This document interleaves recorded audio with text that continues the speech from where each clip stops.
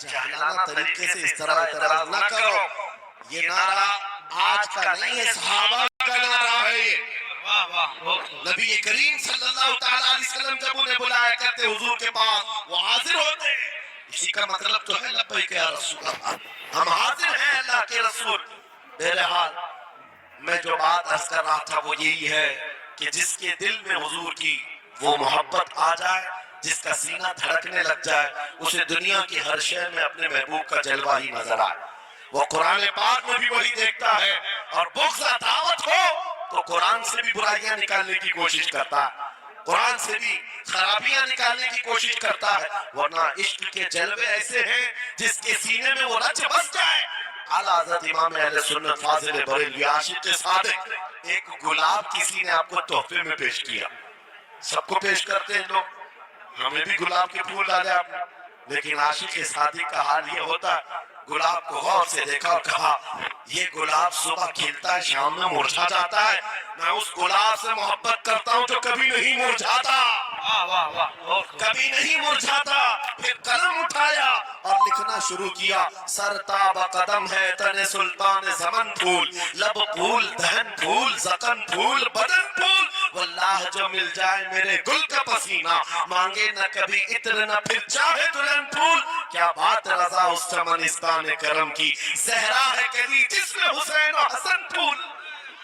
پھول پھول پر پوری نعت بک دیا.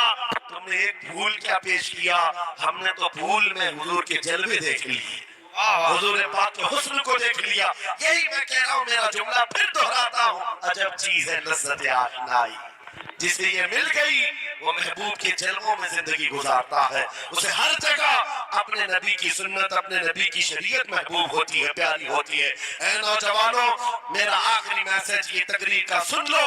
اگر تمہارے سینے حضور کے لیے تیار ہیں اور قربان ہونے کو تیار ہیں، میں گردنیں نہیں مانگ رہا، میں نہ سر مانگ رہا ہوں، نہ تمہیں قتل ہونے کے لیے بات کر رہا ہوں. بات صرف اتنی ہے، اگر سچی محبت کرتے ہو دنیا کے ان واہیات کو اپنے سینوں میں جگہ ہرگز نہیں دو گے. تم ان خرافات کو، ان برائیوں کو جس کی لت تمہیں پڑی ہوئی ہے، گانے 24 گھنٹے کانوں میں بج رہے ہو، صبح شام تمہارے گھروں پر میوزک کی دھن بج رہی ہو، یہ تمام چیزیں تم گھر سے نکال کر پھینک دو اور پھر کہو مجھے میرے نبی سے محبت ہے تو ان کے نغمے سنوں گا.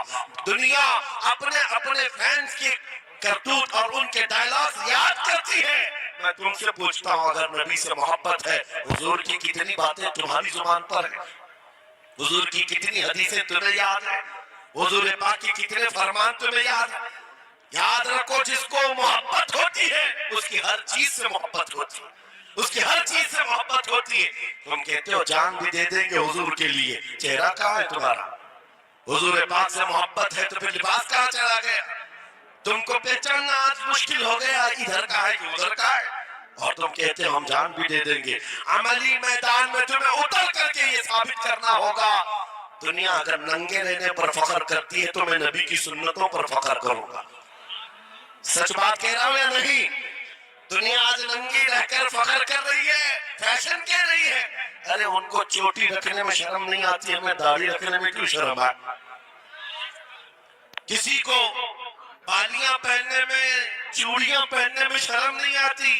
آج کے نوجوانوں کو دیکھا ہے، وہ پتہ نہیں مرد سے کیا بن گئے، تیسری مخلوق بن گئے، پھر بھی انہیں شرم نہیں آتی. اور تمہیں حضور کی سنتوں پر کیوں شرم آتی؟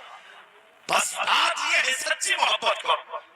ایک سوال کرتا ہوں آپ سے، اگر دنیا حضور کے غلام کہے آپ کو تو آپ کو برا لگے گا؟ کسی کو برا لگے گا؟ ارے بلکہ ہم تو یہ کہتے ہیں دنیا ہمیں پہچانے تو حضور کے دربار کا کتا کہہ کر پہچانے. سکے طیبہ سب کہہ کر کے پکارے بے دم، یہی رکھی وہ میری پہچان مدینے والے.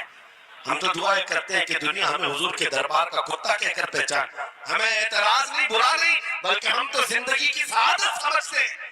اگر تمہیں برا نہیں لگتا حضور کی غلامی پر، اور کوئی غلام رسول کہہ کر پکارے برا نہیں لگتا، آ جاؤ کھل کر کے غلامی کرو، کھل کر غلامی کرو.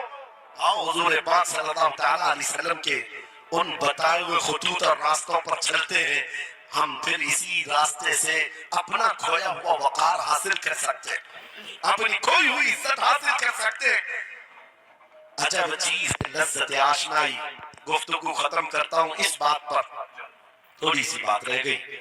امام اعظم ابو حنیفہ رحمۃ اللہ علیہ کے پاس کوئی شخص آیا اور کہا کہ سنا ہے مومن صادق, سچا مومن عاشق رسول جب دنیا سے جاتا ہے اس کی روح نکالنے کا طریقہ الگ ہوتا ہے, اور ایک بدبخت گنہگار یا کافر و مشرک کی روح نکالنے کا درد الگ ہوتا ہے. روح نکالنے کا فرشتہ ایک ہے, دونوں کی تکلیف الگ کیوں ہے؟ آپ کو شارٹ کٹ جواب دیا گیا اس آنے والے شخص کو. امام نے کہا جا سورہ یوسف پڑھ لے, تجھے سمجھ میں آ جائے. وہ بندہ گیا سورہ یوسف پڑھا, کہا اس میں تو موت کا کہیں ذکر نہیں, کیسے نکالی جاتی؟ کہا پھر پڑھ کے آ, پھر پڑھ کے آیا, کہا اس میں کہیں ذکر نہیں. کہا کیا پڑھ کے آیا؟ اس میں تو یوسف و زلیخا کا قصہ ہے, حضرت یوسف علیہ السلام کا پورا واقعہ ہے. کہا کیا یہ واقعہ تو نے پڑھا کہ زلیخا یوسف علیہ السلام پر ایسی فریفتہ ہو گئی, محبت میں فدا ہو گئی کہ ایک دن سارے شہر کی عورتوں کو دعوت پر بلایا اور سب کے ہاتھوں میں لیمو دیا اور چاقو دیا. یوسف علیہ السلام ایسے حسین و جمیل تھے جو ایک بار دیکھتا تھا ٹکٹکی باندھ کر بلکہ جھپکانا بھول جاتا تھا, ان کا حسن ایسا تھا. زلیخا نے یوسف علیہ السلام کو تیار کر کے اس وقت بلایا جب ساری عورتیں محل میں بیٹھی ہوئی تھی, سب کے ہاتھوں میں لیمو اور چاقو, یہ قرآن پاک میں موجود ہے. یوسف علیہ السلام کو حال میں بلایا گیا, عورتیں جیسے دیکھنے لگی. زلیخا نے کہا یہ لیمو کاٹ دو, عورتوں کے ہاتھوں سے لیمو گر گیا, چاقو سے چاروں انگلیاں کٹ گئی, انگلیاں کٹ گئی. عورتوں کو احساس ہی نہیں ہوا. عورت تو چھوٹے سے زخم پر چیختی ہے اور چھٹپٹاتی ہے, ارے 4 انگلیاں کٹ گئے. خاموش بیٹھنے والی ہے کوئی عورت, لیکن کیسے خاموش بیٹھی رہی؟ قرآن بھی کہتا ہے کہ انہوں نے اپنے انگلیوں کو کاٹ لیا. حسن یوسف پہ کٹی مصر میں انگشت زنا, عورتوں کی انگلیاں کٹ گئی. امام نے پوچھا کیا تو نے یہ واقعہ پڑھا؟ قرآن کہا یہ تو پڑھا ہے.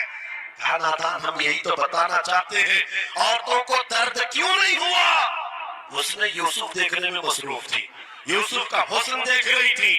انگلیاں کٹ گئی, پتہ نہیں چلا.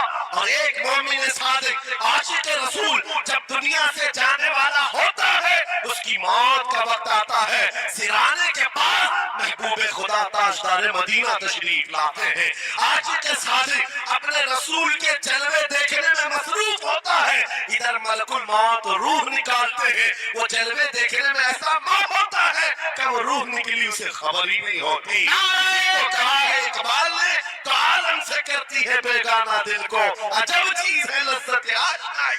واہ, نعرہ تکبیر, نعرہ رسالت, مسلک